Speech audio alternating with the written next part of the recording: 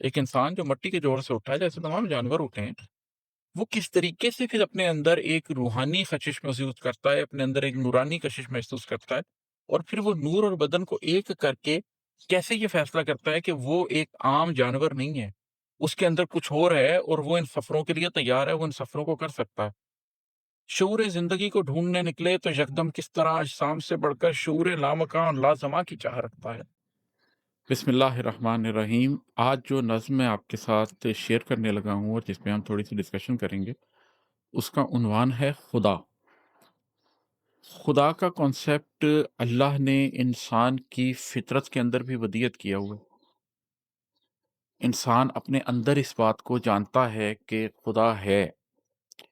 میری والدہ کا ایک شعر ہے، مجھے یاد آ رہا ہے کہ پرستش انسان کے لہو میں خمیر بن کر رچی ہوئی ہے، ازل کے سیکھے سکھائے تھے دل، یہاں کوئی مبتدی نہیں ہے۔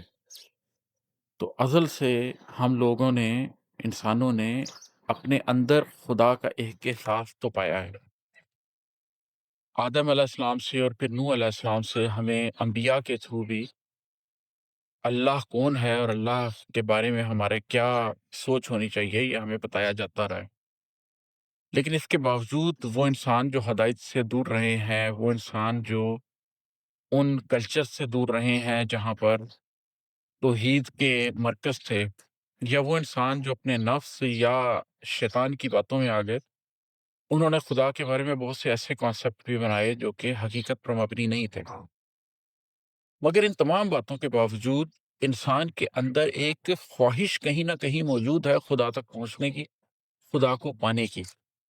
ہو سکتا ہے کہ وہ ایتھسٹ ہو سکتا ہے کہ وہ توحید کے سلسلوں سے منسلک نہ ہو، لیکن اس کے اندر جو ایک تڑپ ہے حقیقت کو جان لینے کی، حقیقت کو سمجھ لینے کی، وہ کسی صورت ختم نہیں ہوتی۔ وہ چاہے پرانے زمانوں کے اندر کسی قسم کے توہمات کے پیچھے چل رہا ہو، یا وہ آج کے زمانے کے اندر پوسٹ ماڈرن سوسائٹی کے اندر سائنس کے تھرو اندیکھی چیزوں کو جاننے کی کوشش کر رہا ہو، اس کے اندر ایک خواہش ضرور ہے بنیاد تک پہنچنے کی، اصل تک پہنچنے کی۔ تو یہ بنیادی تاثر ہے جو اس نظم کے پیچھے ہے۔ یہ نظم میں آپ کو سناتا ہوں، اس کو کچھ ڈسکس بھی کرتے ہیں۔ تحیر ہے، تحیر در تحیر ہے، مکانی آدمی کیسے ستاروں کے سفر کے خواب بنتا ہے، زمانی آدمی کیوں کر کئی کرنوں پہ پھیلے سلسلوں کو جوڑ سکتا ہے، سفر کی سوچ تک تو خیر کچھ بھی عین ممکن ہے، مگر انسان جو مٹی کے جوہر سے اٹھا ہے کس طرح نور و بدن کو ایک کرنے کے لیے تیار ہوتا ہے۔ اس بات پہ حیرت ہے، اور اس بات پہ تحیر در تحیر ہے، حیرت در حیرت ہے کہ ایک مکانی آدمی جو ایک مخصوص جگہ پہ موجود ہے، جو کوئی ٹائم ٹریول نہیں کر سکتا، جو اپنے آپ کو ایک جگہ سے دوسری جگہ ٹیلی پورٹ نہیں کر سکتا، وہ کیسے ستاروں کے سفر کے خواب بنتا ہے۔ ازل سے لوگ ستاروں کی طرف دیکھتے آئے ہیں اور یہ سوچتے ہیں کہ کاش ہم وہاں تک پہنچیں۔ آج کے دور میں بھی جب ہم یہ جان چکے ہیں کہ کائنات اتنی پرانی ہے اور ہمیں یہ پتہ چل گیا ہے کہ تقریباً 14.5 بلین ایئرس پہلے بگ بینگ ہوا ہے، اور کائنات کا جو اس ٹائم سپین ہے وہ تقریباً 46 بلین ایئرس ایک طرف ہو چکا ہے، ٹوٹل 92 بلین ایئرس کا ایک سفیر بن چکا ہے ہمارے ارد گرد، اور ہم جانتے ہیں کہ ہم کسی صورت میں بھی وہاں پر ٹریول کر کے نہیں جا سکتے۔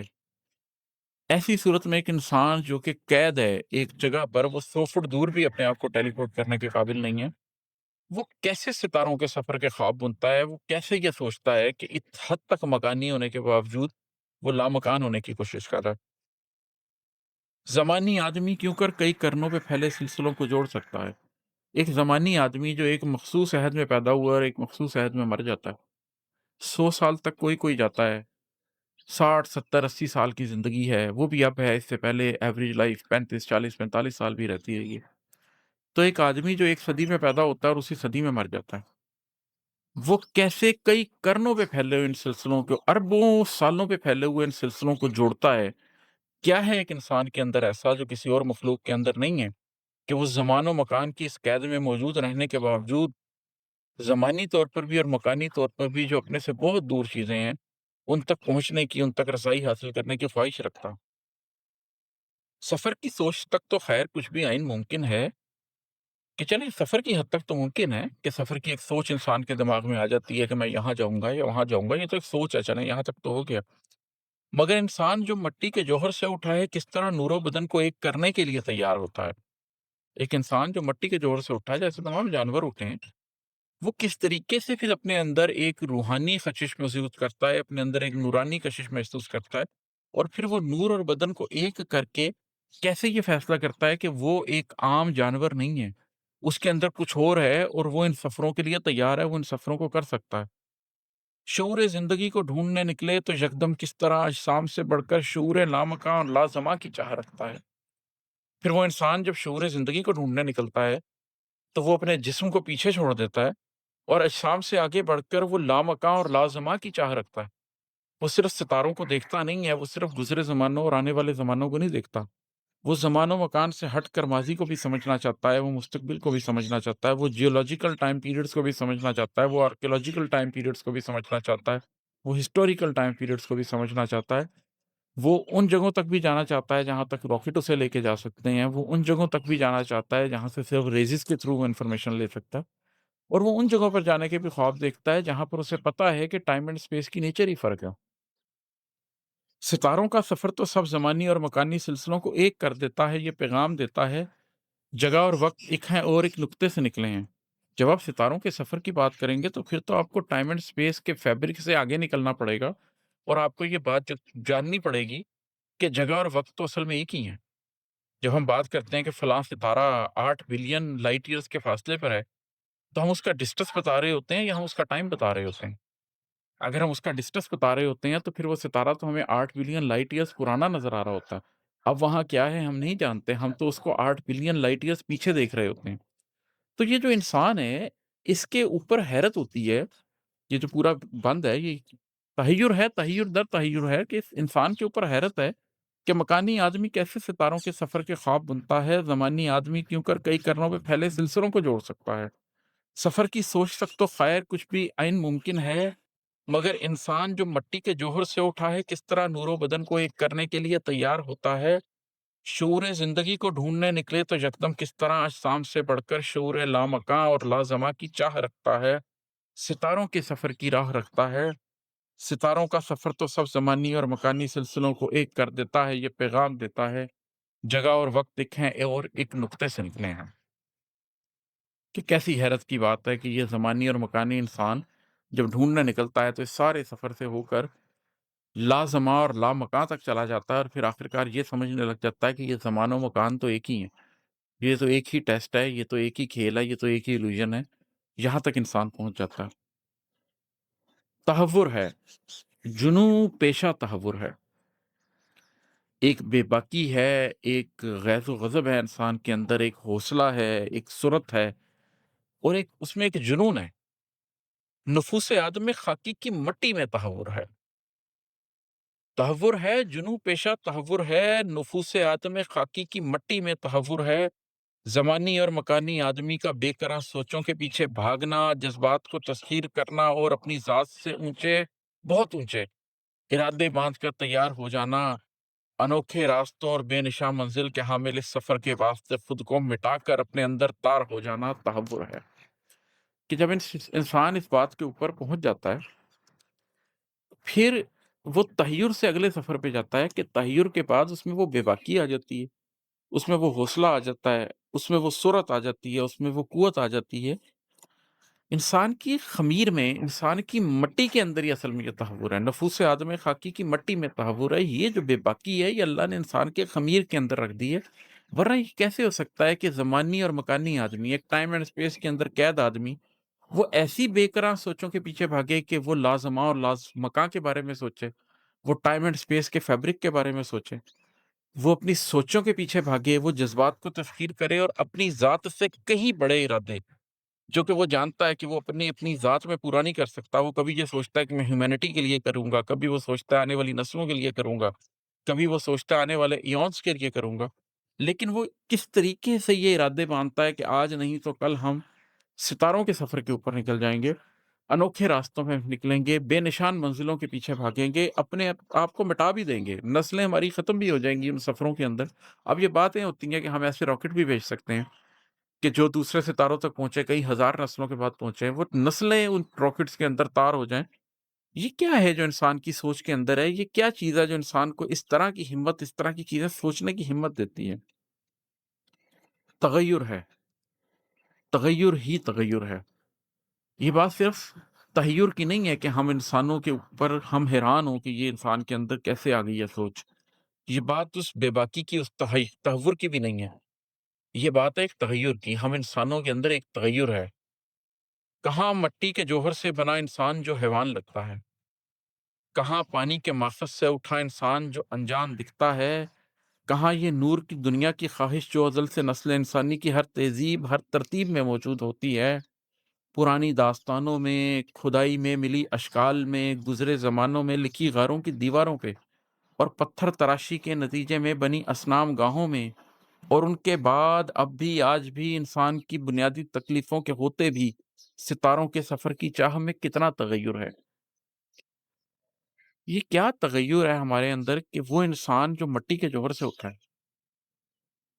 अल्लाह ने इंसान को खनखनाती हुई मिट्टी से बनाया है। मरते हैं तो कब्र में जाके मिट्टी हो जाते हैं, 8-10 साल बाद, 15 साल बाद कब्र खोल के दिखे, तो कुछ भी नहीं मिलता और बिल्कुल एक हैवान की तरह लगता है। एक बच्चा जब पैदा होता है तो उसमें और एक जानवर के बच्चे में कोई फ़र्क नहीं होता।